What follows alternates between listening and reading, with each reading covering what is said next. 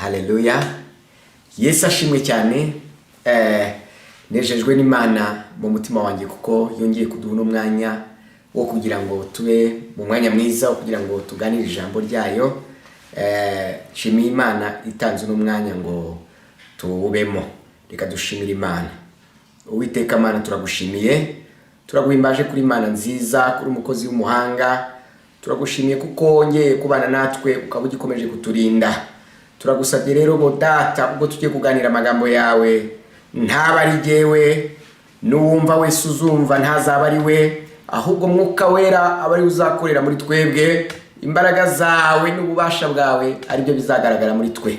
Urakoze rero Data, vomerera imitima yacu kugira ngo Mwami twumve icyo dushakaho. Urakoze, ni mu izina rya Yesu Kristo dusenze twizeye, amen. Haleluya. Yesu ashimwe cyane. Nejejwe n'Imana mu mutima wanjye kuko iduhaye n'umwanya ngo dusangire amagambo yo mu ijambo ry'Imana. Imana ishimwe cyane. Umutwe w'amagambo rero nawise kuguma ku birenge bya Kristo. Haleluya. Kwigumira ku birenge bya Kristo. Hari impamvu yanteye gufata uno mutwe kugira ngo mvuge ngo kwigumira ku birenge bya Kristo, turebe inyungu zabyo, turebe n'umumaro wabyo, kandi koko turarangiza tubona koko kwigumira kuri Kristo, kwigumira hafi ye, ahari ku birenge bye, ko ari byo bifite inyungu n'umumaro. Imana igumugisha. Murabizi icyo umuntu yegereye akenshi mu buzima nicyo asa nacyo, nicyo kigira icyo kimugira icyo ari cyo. Hari n'abandi babishyira mu mvugo bisanzwe bakaba bavuga ngo mbwira uwo mugendana amenye uwo uri we. Ariko kugendana na Kristo, kuguma ku birenge bye, nabyo bifite indi shusho nziza biduha nk'abana b'Imana mu rugendo. Kandi tutarinjira neza mu cyigisho, tukaba tubona ko kuba ku birenge bya Kristo cyangwa se kubana na Kristo ari byo bigira umuntu uwo ari we, bikamuha n'agaciro, akagira n'inyito y'icyo ari cyo kuko ari kumwe na Kristo. Imana ishimwe cyane. Rero reka dusome ijambo ry'Imana twihuse, turebe umumaro wo kugumana na Kristo, kuguma ku birenge bye, kuhigumira umuntu atarebye ku ruhande cyangwa ngo arangarire mu bindi bintu bishobora gutuma ataguma ku birenge. Murabizi ko no mu bigishwa ba Kristo hariho abantu bajyaga, hariho intumwa, abigishwa be bajyaga bakunda kuguma iruhande rwe. Abo rero nabo babaga ubona bafite itandukaniro kubera ko babaga bari hafi ye. Dusomye ijambo ry'Imana turebye muri Luka ibice 10 ku murongo wa 38. Reka tuhasome twihuse. Umutwe waho uravuga ngo ibya Marita na Mariya. Nuko bakigenda bajya mu kirorero, umugore witwaga Marita aramwakira, amujyana iwe.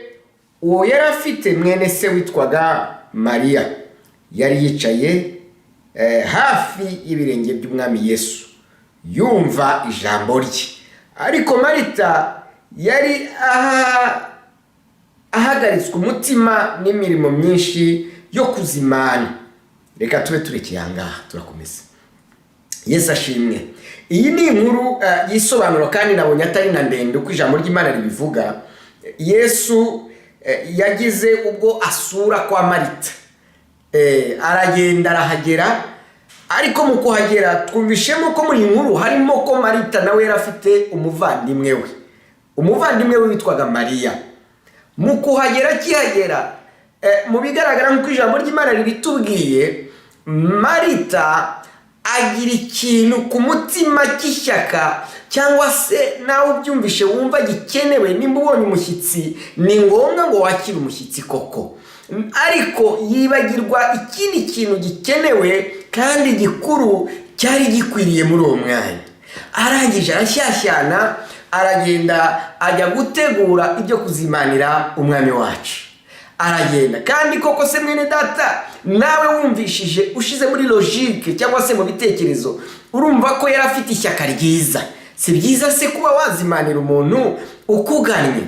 Ariko Mariya we, ijambo ry'Imana ritubwiye ko we ngo yari ku birenge by'Umwami Yesu. Yarahagumye ngo ari kwakora iki? Yumva ijambo ry'umwami wacu. Haleluya. Kuguma rero iruhande rwa Kristo nibyo bituma wumva icyo akubwiye. Yesu ashimwe. Kuko ntabwo mushobora kugumana ngo ugume aho ngaho utari kumva icyo akubwiye. Muraganira, habaho guhana amakuru, akakubwira amakuru meza y'umurwa. Haleluya. Akakubwira ibyenda kubaho bijyana n'umwuka wera. Umwuka wera nguvuga ngo azabemeza iby'ibyaha, ngo azabahishurira ibyenda kuba. Ibyo byose ubimenyera aho ngaho kubera ko wegereye umwami Yesu. Ariko Marita we ari hirya, aragenda arashakisha, ashaka amazimano, aragenda arakora. Ahangaha ndahajyanisha n'ahandi mu murimo w'Imana. Hari igihe tugenda tukajya gukora tutabanje kumenya neza icyo umwami wacu ashaka. Ndakwifuriza ko turangiza iki cyigisho wamenye neza icyo umwami wawe ashaka, icyo umwami wawe agushakaho. Erega ntabwo ari amazimano. Ijambo ry'Imana rirongera rikatubwira ngo ntabwo ashimishwa n'ibitambo, hoya, ahubwo umutima. Imana itugirire neza. Hepfo rero dukomeje ngo nuko ngo bigeze ngo ariko Marita yarahagaritse umutima n'imirimo myinshi yo kumuzimana. Aho bigeze aramwegera aramubaza ati, databuja, ntibikubabaje yuko mwene data yamariye imirimo, wamubwiye akamfasha?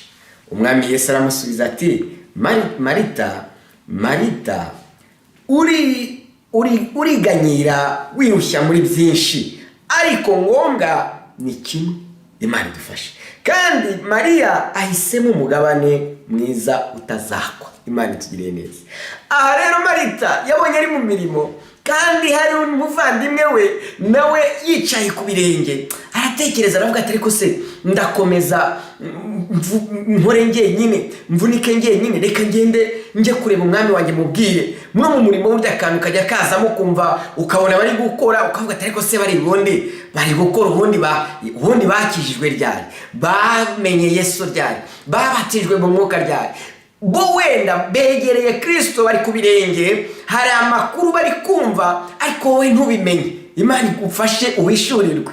Ngo azayirukanka avuga ati akose uwo muntu Yesu ntubibona koko yanicishije imirimo kandi twagira ngo twakire. Ariko Yesu ntabwo yashakaga amazimano gusa. Yesu atugirire neza. Yesu aramubwira ati, Marita. Kumubwira kangahe Marita byari nko gutangara, nko kwibaza ngo se ibyo ayo mafunguro sinyanze, ariko cyangombwa ashaka, icyo nkeneye ntabwo ari icyo ngicyo. Imana itugirire neza. Imana dushakaho bantu b'Imana bene data nuko tumera nka Mariya, tukicara tukarambya ku birenge by'umukiza wacu, by'umucunguzi wacu, tukareka ibintu bya hehe na hehe, ibyo kwitrakasa. Ahangaha hari abantu bajya mu murimo bakajya gukora imirimo batatumwe, bagakora imirimo isa nk'iy'imfabusa ku mwami Yesu. Ariko umwami Imana agufashe, amfashe, dukora imirimo yishimira, dukora imirimo areba akavuga ngo ibi bintu urimo kuko ndabyemeye. Reka dusome undi murongo umwe tureba muri Yohana. Haleluya. Turebe muri Yohana ibice 15 ku murongo wa 7. Yesu atugirire neza.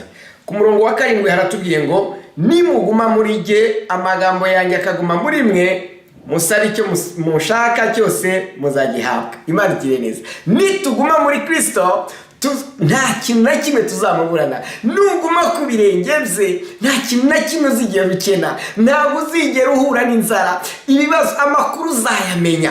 Wihungira ku bahanuzi ntabwo bagukiza, hoya, Yesu niwe ufite amakuru nyayo. Reka dusome hanyuma ku murongo wa nyuma wo muri Yeremiya.